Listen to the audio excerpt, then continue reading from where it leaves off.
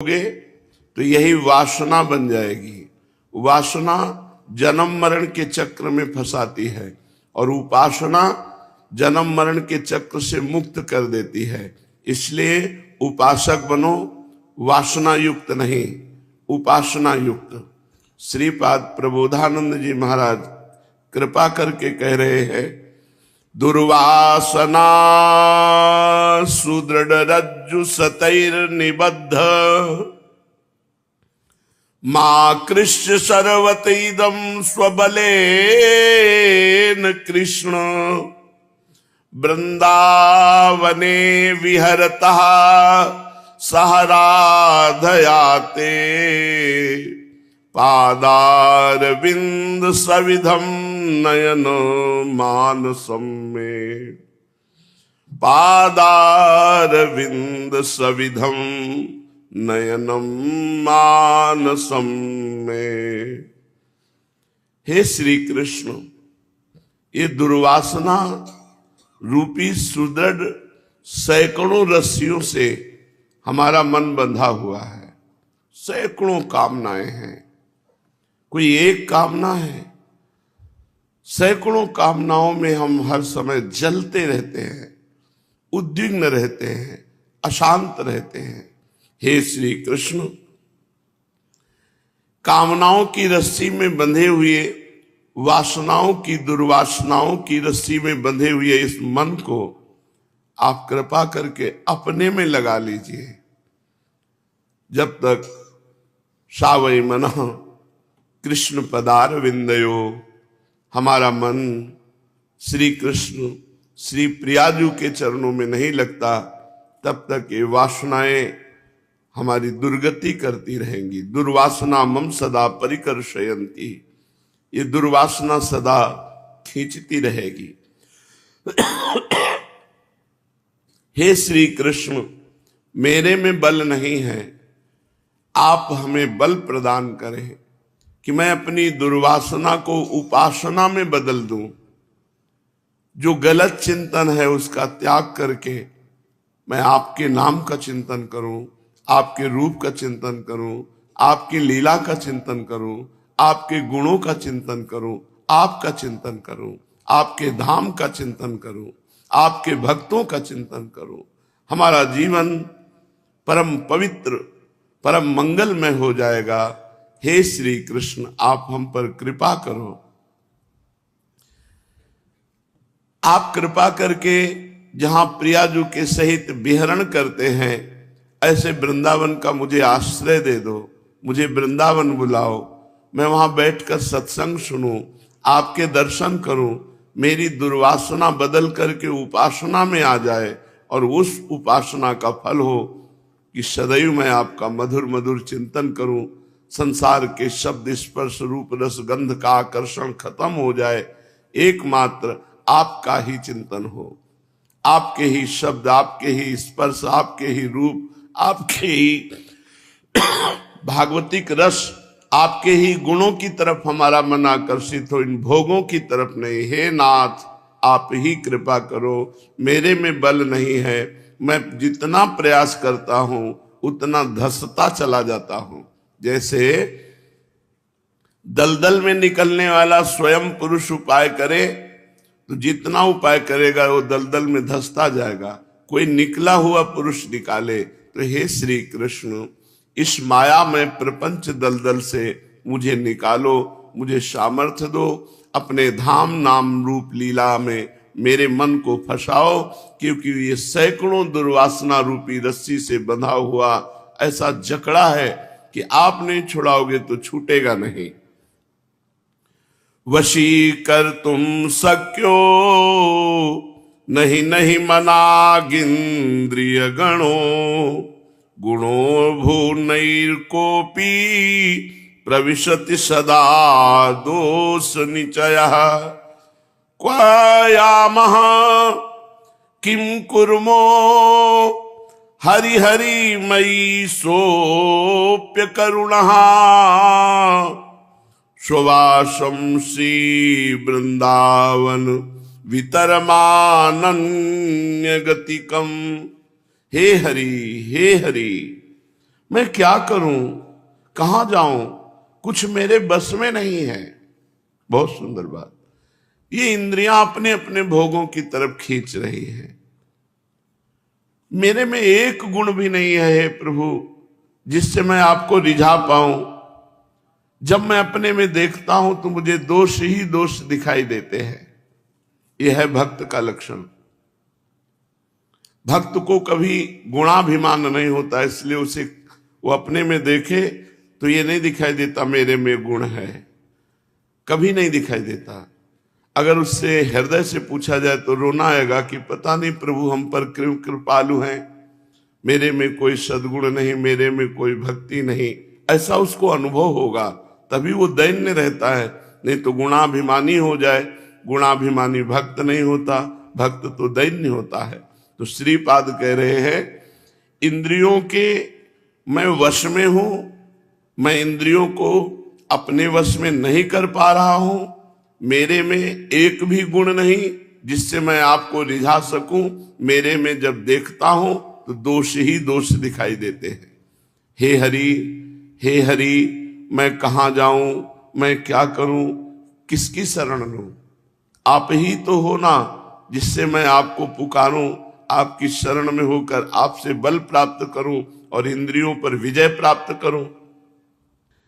और आप हो कि मेरे पर निष्ठुर हो गए हो। यदि हे विधाता मेरे हरि निष्ठुर ना हुए होते तो मुझे इंद्रियां इस तरह गिराती नहीं, क्योंकि आप जिस पर कृपाल होते हो वो इंद्रिय विजेता हो जाता है, वो मनोनिग्रह के द्वारा मन पर विजय प्राप्त कर लेता है। इससे पता चला कि आप हमारे प्रति निष्ठुर हो रहे हैं, क्योंकि यदि कृपावान होते तो मेरी ये दुर्गति न होती। हे प्रभु, मैं अनन्य गति वाला हूं, आपके ही भरोसे वाला हूं, केवल आपकी आशा है, आपका भरोसा है, आपका बल है, आपके सिवा दूसरे का नहीं। तो आप एक कृपा कर दो, मुझे वृंदावन वास दे दो। हे हरि, मुझे वृंदावन वास दे दो। इतना अधिकार तो है ही कि मैं आपसे मांग सकूं, क्योंकि आपका अंश हूं। तो आपसे एक बात झोली पसार कर मांग रहा हूं कि आपके धाम में मुझे वास मिले। क्यों? क्योंकि यहां भजन के बहुत परमाणु हैं। यहां स्वाभाविक भजन होता है। अगर दुराचार ना करो, यहां पापाचार ना करो, यहां वैष्णव अपराध ना करो, तो यहां हिया फिरे स्वार्थ आपने, भजन गहे फिरे बाह। यहां हम किसी स्वार्थ का चिंतन कर रहे हैं, उतने में भजन ने मुझे पकड़ लिया और भजन शुरू हो गया। और देश के बसत ही घटत भजन की बात, वृंदावन में स्वार्थो उलट भजन हो जात। हे प्रभु, मुझे वृंदावन वास दे दो, मेरी अनन्य गति कर दो कि मैं वृंदावन के सिवा कहीं जाऊं नहीं, वृंदावन की महिमा के सिवा कुछ और सुनूं नहीं। हे प्रियालाल, केवल आपका चिंतन करूं। पूज्यपाद श्री सीताराम दास जी महाराज बड़े महापुरुष हुए हैं, अपने गुरुदेव के अनन्य भक्त और नाम का अद्भुत रसास्वादन करने वाले।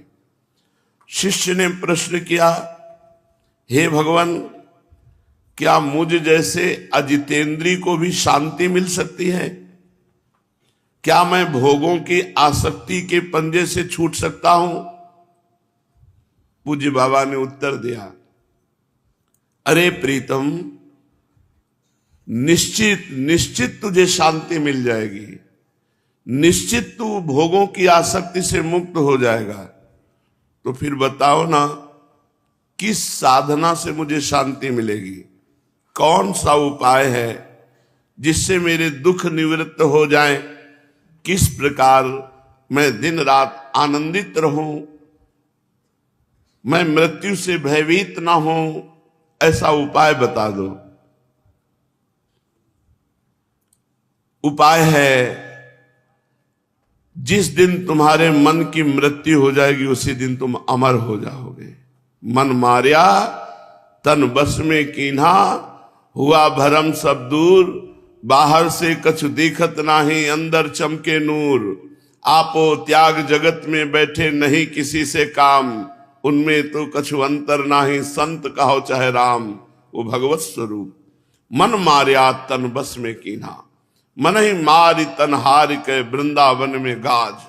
मन मारना है। बाबा उत्तर दे रहे हैं कि जिस दिन तुम्हारे मन की मृत्यु हो गई उसी दिन तुम अमर हो जाओगे। तो बाबा मन की मृत्यु किस प्रकार होगी? मन की मृत्यु से आपको पा सकने की बात, मतलब श्री भगवान को प्राप्त करने की बात हो जाएगी। तो मैं आज ही मन को मारने के लिए कटिबद्ध हूं। आप मुझे बताओ इसको कैसे मारूं, कैसे मारा जाता है? आप जो कुछ कहोगे मैं वही करूंगा, या आप बताएं मैं अभी आपके सामने देह त्याग कर दूं। मैं भीष्म तो नहीं हूं, पर प्रतिज्ञा भीष्म जैसी करता हूं कि आप जो आदेश करेंगे उसी का पालन करूंगा। कर सकोगे ना?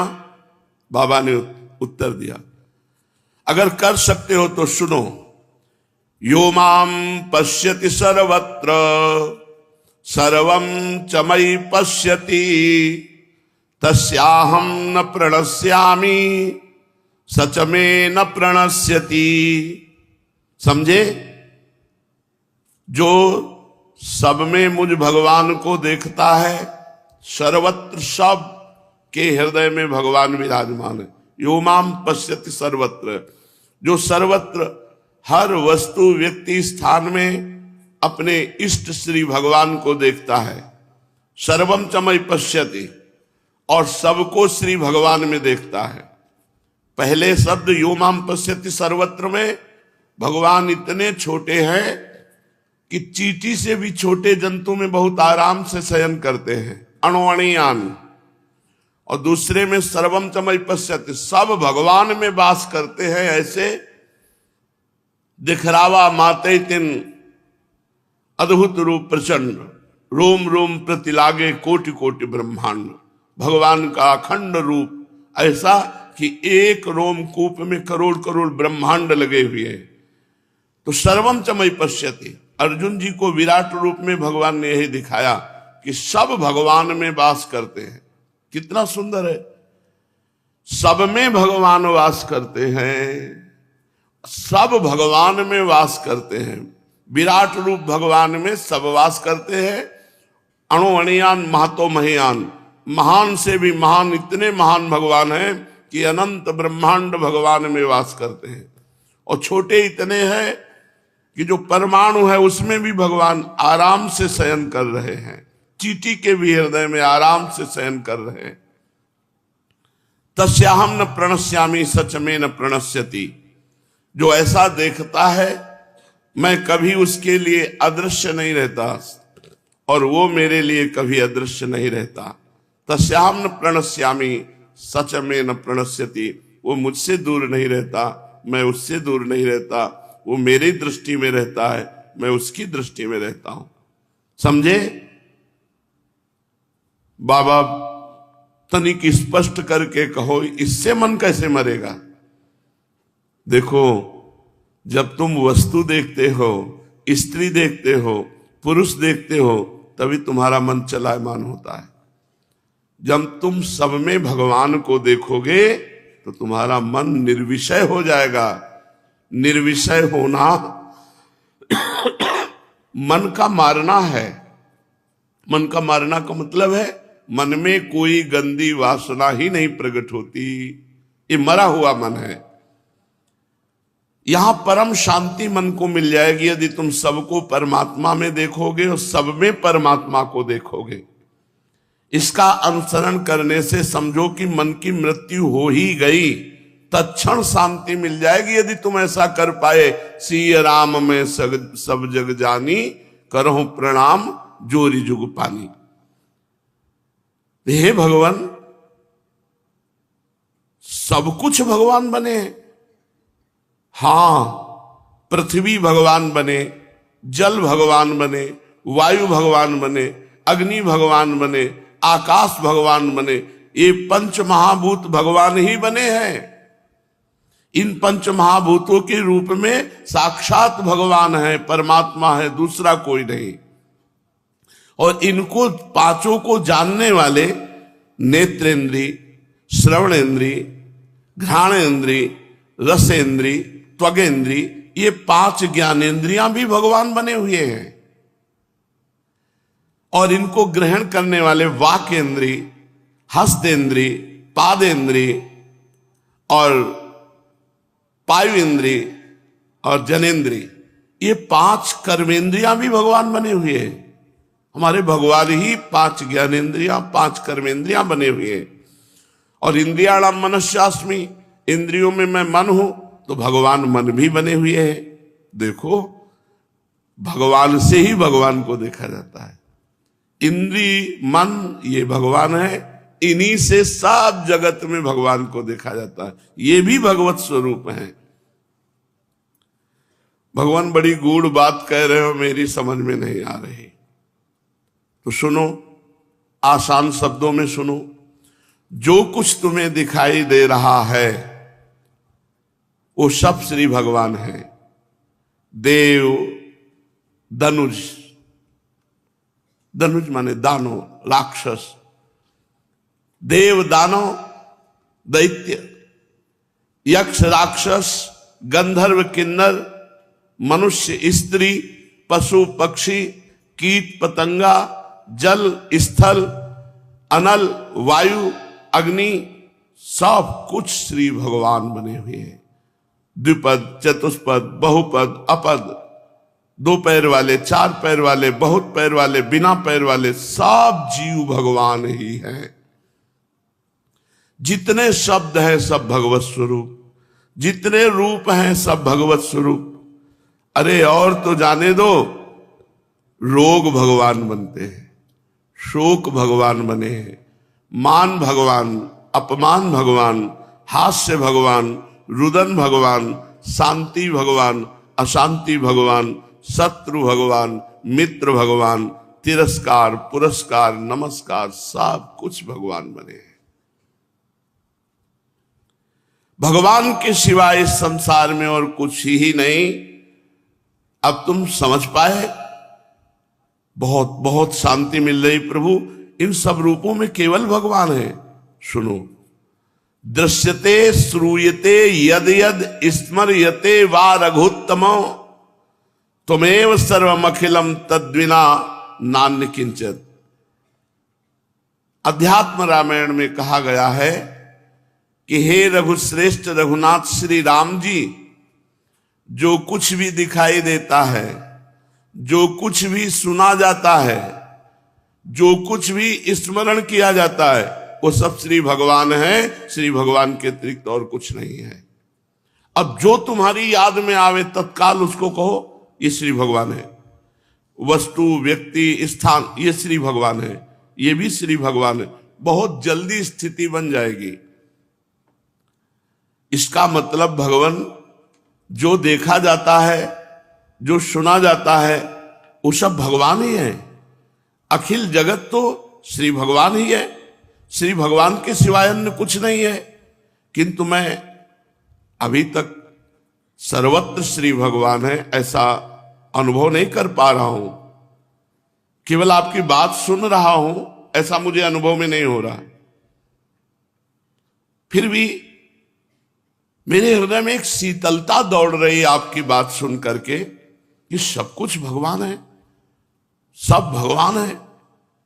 हां, इस त्रिकाल बाधित सत्य को मैं उद्घोषित करता हूं कि तुम दृढ़ता से स्वीकार कर लो, सब में श्री भगवान है।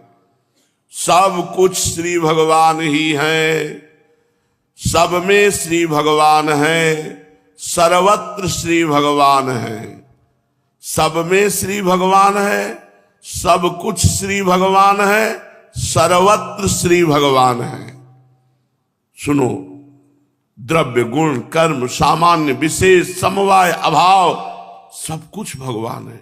मन, बुद्धि, अहंकार, नासिका, जिह्वा, नेत्र, त्वचा, कर्ण, पाद, हस्त, उपस्थ, पायु, वाक, गंध, रस, रूप, स्पर्श, शब्द, पृथ्वी, जल, अग्नि, वायु, आकाश, आत्मा, ये 24 तत्व स्वयं भगवान बने हुए हैं। मन, बुद्धि, अहंकार, नासिका, जिह्वा, नेत्र, त्वचा, कर्ण, पाद, हस्त, उपस्थ, पायु, वाक, गंध, रस, रूप, स्पर्श, शब्द, पृथ्वी, जल, अग्नि, वायु, आकाश और आत्मा, ये 24 तत्व के रूप में भगवान है और 24 तत्वों से अनंत ब्रह्मांड फैले हुए हैं।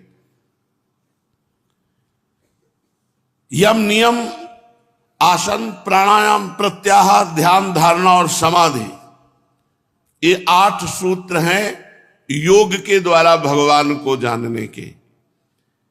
यम, नियम, आसन, प्राणायाम, प्रत्याहार, ध्यान, धारणा और समाधि, इनके द्वारा समाधि भाव में परमात्मा का अनुभव किया जाता है अष्टांग योग के द्वारा।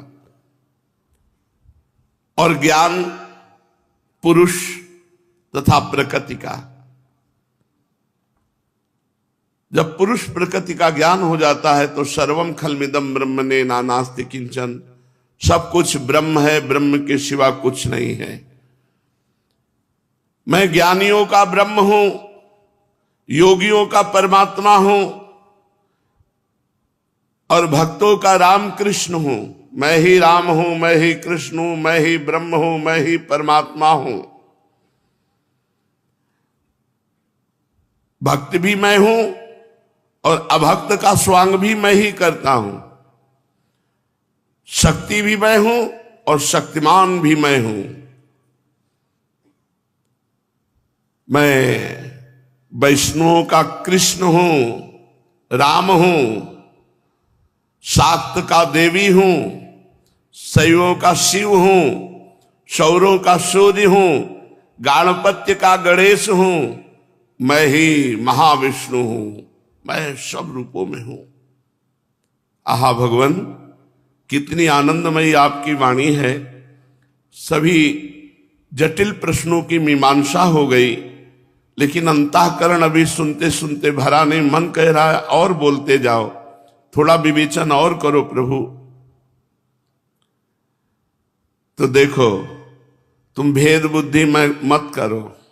मैं ही चांडाल हूं, मैं ही ब्राह्मण हूं, मैं ही देवता हूं, मैं ही पिशाच हूं, मैं ही पापी का स्वांग करता हूं, मैं ही पुण्यवान का स्वांग करता हूं, मैं ही ज्ञानी का स्वांग करता हूं, मैं ही मूर्ख का स्वांग करता हूं। मेरे इस स्वांग को कोई जान नहीं पा रहा। वही है, अंग्रेजी में गॉड कहो तो वही भगवान है, अन्य भाषाओं में उसी भगवान को बोला जाता है।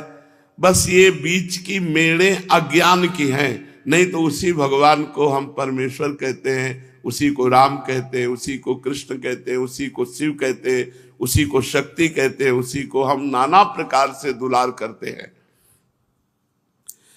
मैं ही गुरु हूं, मैं ही शिष्य हूं, मैं ही श्रोता हूं, मैं ही वक्ता हूं, मैं ही संकल्प हूं, मैं ही विकल्प हूं, मैं ही स्वर्ग हूं, मैं ही नरक बना हूं।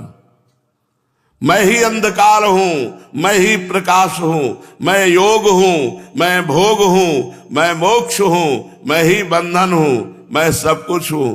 देखो देखो, अच्छी तरह देखो, अणु परमाणु में केवल मैं ही मैं हूं। किससे तुम राग द्वेष करोगे? उमा जे राम चरण रत विगत काम मद को, निज प्रभु मैं देखहि जगत के ही सन करहि विरोध। सब में हमारा राम रमा है, कृष्ण रमा है, इष्ट रमा है, हम किससे विरोध करें? जैसे मंदिर में भगवान का दर्शन करते हो, ऐसे ये शरीर चलते फिरते मंदिर है। एक बार तो ये अभ्यास करके देखो। हे भगवान, इस शरीर में भी आप, इस वस्तु में भी आप, कुत्ते में भी आप, देवता में भी आप, सब में आप देखना। आप देखना, आपको कितना शांति और कितना आनंद मिलता है। किसी से झगड़ा नहीं, किसी का दोष दर्शन नहीं, किसी से द्वेष नहीं, सब में भगवान का दर्शन। चेत सैवानिशम सर्वम भूतानि प्रणमेत सुधी ज्ञात्वा माम चेतनम शुद्धम जीव रूपेण संस्थितम। जीव उसी समय शुद्ध चैतन्य स्वरूप को प्राप्त हो जाता है जब सब में भगवान का दर्शन करते हुए प्रणाम करता है।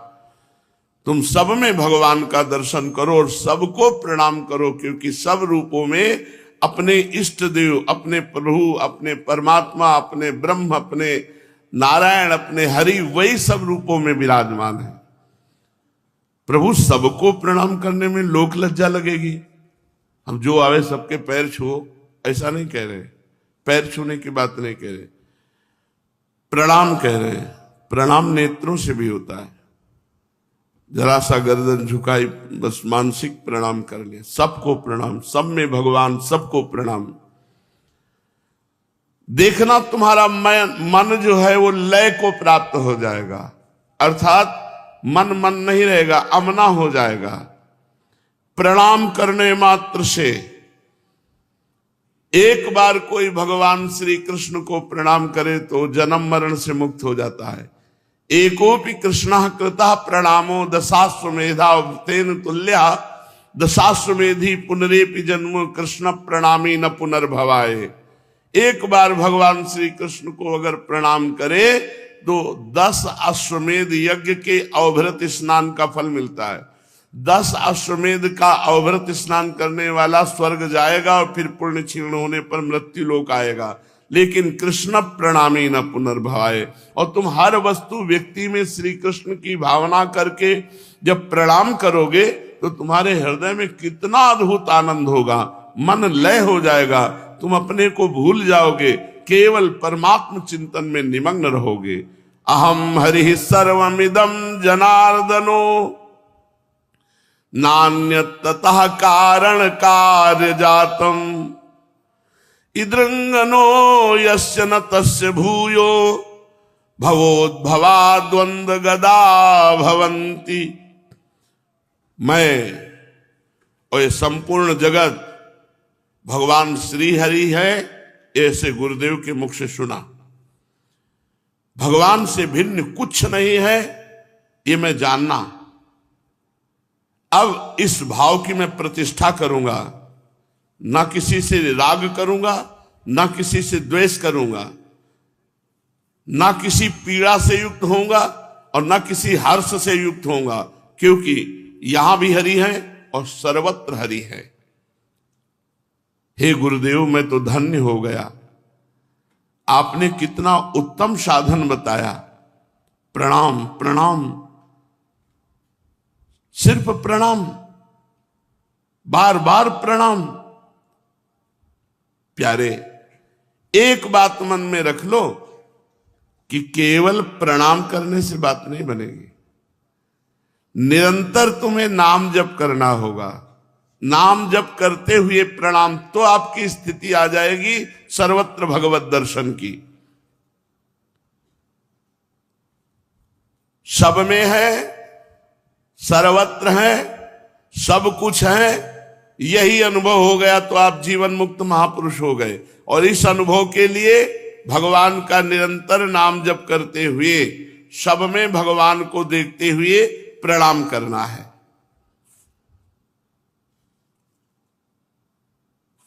मोक्षदायक भगवान का नाम है। प्रणाम तुम्हारे अहंकार का नाश कर देगा, बात बन गई। अहंकार ही संसार में जन्म मरण का मूल चक्र है। संस्कृति मूल शूल प्रदनाना सकल शोकदायक अभिमाना, बहुत जोर का साधन बता रहे हैं। सबको प्रणाम करो, अहंकार नष्ट हो जाएगा। नाम जप करो, मोक्ष की प्राप्ति हो जाएगी। नाम जप और प्रणाम बहुत जोर का साधन है, अगर पकड़ पाओ। सब में भगवान को देखते हुए मानसिक प्रणाम करो। हर वस्तु, व्यक्ति, स्थान, ये कुत्ता तो दिखाई दे रहा पर इसके हृदय में भी भगवान है। ये पक्षी तो है लेकिन पक्षी रूप में भी भगवान है। ये लाइट तो दिखाई दे रही लेकिन लाइट में भी भगवान ही है। सब कुछ भगवान है, सर्वत्र भगवान है। मत्ता परतरम नान्यत किंचिदस्ति धनंजय, मेरे सिवा हे अर्जुन किंचन मात्र कुछ नहीं, तो सब कुछ भगवान है। तो मैं भगवान में ही हर समय वास कर रहा हूं। मेरी बात मान लो,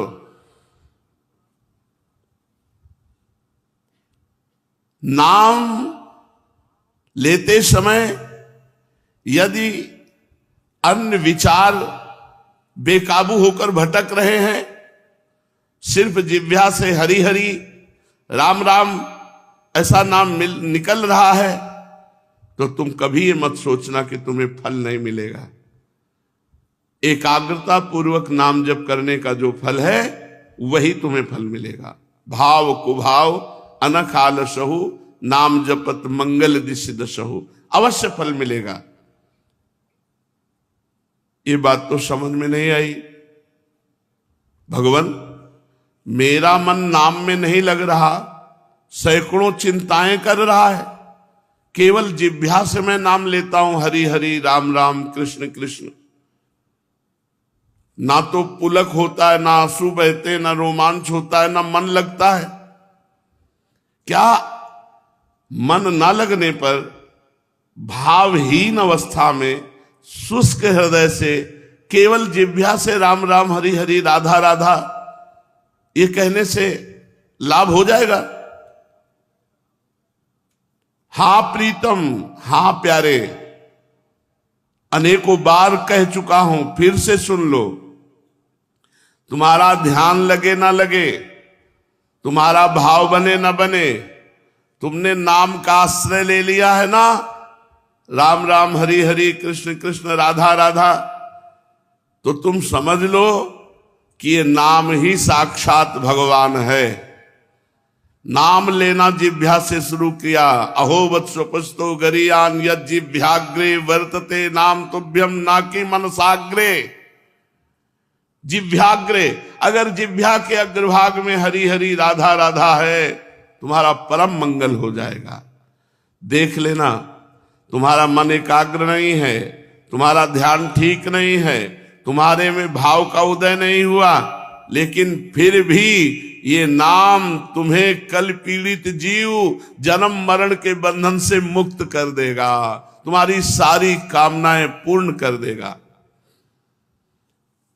भगवान, आप तो कह रहे हो आप हमारे गुरु हैं, इसलिए मैं आपकी बात मान रहा हूं, लेकिन पुराण श्रीमद् भागवत वाणी धर्म ग्रंथों में प्रमाण है क्या ऐसा कि मन ना लगे, ध्यान ना बने, भाव ना आवे और हम ऐसे नाम जप कर रहे हैं रूखा सूखा, इससे हमारा काम हो जाएगा? आप हमारे गुरु हैं ऐसे तो मैं आपकी बात मान लूंगा, लेकिन दूसरा कोई उसके लिए प्रमाण तो दीजिए। शास्त्रों में क्या प्रमाण है? काशी खंड में वर्णन है कि यदि अग्नि का छोटा सा हिस्सा भूल से छू जाए तो तुम्हें जला देगा, जानबूझ के छू लो तो जला देगा, या कोई धोखे से छुआ दे तो जला देगा, क्योंकि उसमें दाहिका शक्ति है। ऐसे ही ओष्ठपुट से नाम छू जाए तो राधा तुम्हारे पाप जला देगा। तुम ध्यान से जपो तो तुम्हारे पाप जला देगा। अज्ञान से कोई पुकार रहा है राधा ऐसे ही और तुमने सुन लिया तो तुम्हारे पाप नष्ट हो जाएंगे। नाम की अपार शक्ति है। जब अग्नि जहर आदि अपना वस्तु गुण दिए बिना नहीं रहते तो नाम अपना प्रभाव दिखाए बिना कैसे रह सकता है?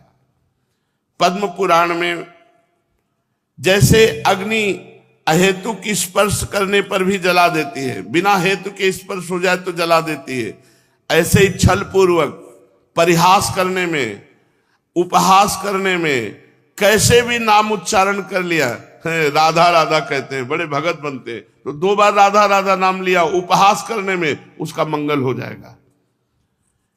छल भर के उपहास करने में, परिहास करने में कैसे भी भगवान नाम उच्चारण किया, उसका मंगल हो जाएगा।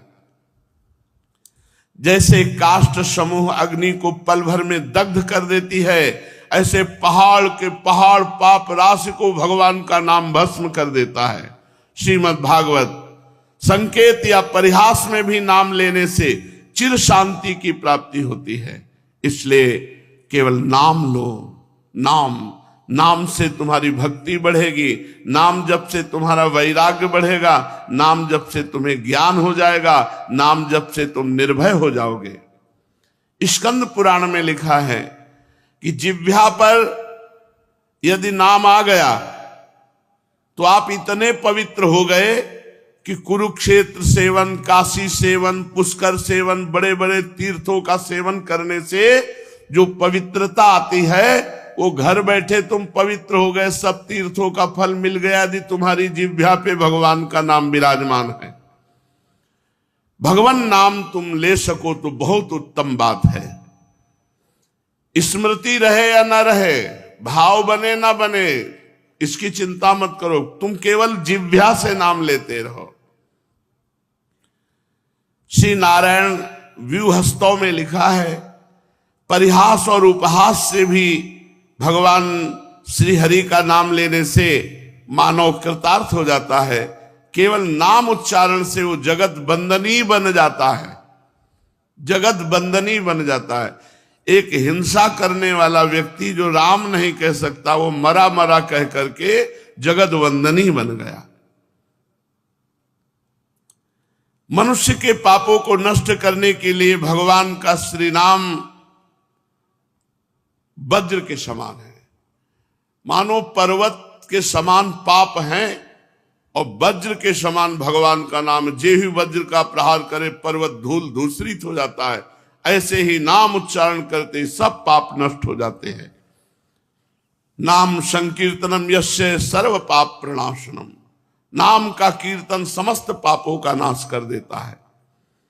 देखो ना, पुत्र के हेतु से नारायण नाम उच्चारण किया तो अजामिल को मुक्ति का अधिकारी बना दिया नारायण नाम ने। अगर वो भगवान का स्मरण नहीं किया, भगवान के प्रति भाव नहीं था और नारायण उच्चारण किया तो उसका कल्याण नहीं होना चाहिए था। लेकिन ये नाम का प्रभाव है कि पुत्र को उच्चारण किया नारायण, तो इसी से उसको मोक्ष का अधिकारी बना दिया नाम ने। कहां तक कहूं, रत्नाकर नाम के डाकू ने मरा मरा जपते जपते ऐसी स्थिति प्राप्त की कि ब्रह्मर्षि कहलाए। रत्नाकर डाकू ब्रह्मर्षि कहलाए। वैष्णव चिंतामणि में लिखा हुआ है, पापनाशक सर्वसाध्य, कठोर परिश्रम की साधना से भी जो प्राप्त नहीं होता वो सहज में नाम जप से प्राप्त हो जाता है। बड़ी बड़ी कठोर साधनाओं से जो फल नहीं मिलता वो नाम जप से मिल जाता है। लेकिन नाम जप में विश्वास नहीं होता। अगर विश्वास हो जाए तो आपको कुछ करने की जरूरत नहीं है। लोक परलोक के सारे सुख अपना कर्तव्य कर्म करते हुए नाम जप कर रहे हो, सब हो गया।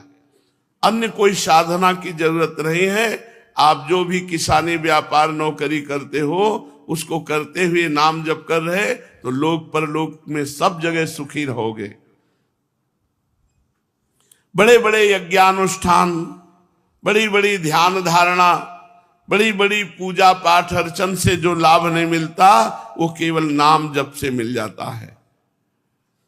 अगर स्वप्न में भी भगवान का नाम उच्चारण हो जाए तो पाप राशि को क्षय कर देता है। फिर जागृत अवस्था में जो राम राम हरि हरि कृष्ण कृष्ण जप रहे उनके पाप नष्ट हो जाए, उनका मंगल हो जाए, इसमें कौन से आश्चर्य की बात है। श्रीमद् भागवत में लिखा हुआ है कि यदि अचेत अवस्था में कोई रोगी पड़ा है, वो औषधि के गुण अवगुण को नहीं जानता, लेकिन जब उसको औषधि दी जाती है तो उसका रोग नष्ट होता है और चेतना को प्राप्त हो जाता है। ऐसे ही बिल्कुल मूर्ख है, कोई श्रद्धा विश्वास ज्ञान नहीं है, पर वो रामकृष्ण हरि राधा राधा नाम रटने लगा तो वो उसके अंदर ज्ञान की चेतना प्रकट कर देगा। ऐसे संतों के दर्शन किए जो ककहरा नहीं पढ़े और जो बोलते हैं वो सब शास्त्र की बातें उनके मुख से निकलती क्योंकि वो नाम जप करते हैं। भवरोग की अचूक महाऔषधि नाम है। जासु नाम भव भेषज हरन घोर त्रिशूल। तीनों शूलों को, दैहिक दैविक भौतिक तीनों तापों को नष्ट करने की सामर्थ्य और हर रोग की अचूक औषधि, भवरोग की तो है ही, हर रोग की अचूक औषधि। नाम जप करने पर रोग का प्रभाव उस रोगी को परास्त नहीं कर सकता। हम मानते हैं प्रारब्ध अनुसार रोग आएगा, लेकिन वो उसे परास्त नहीं कर सकता। और आवागमन की छुटकारा के लिए तो नाम अमोघ औषधि है।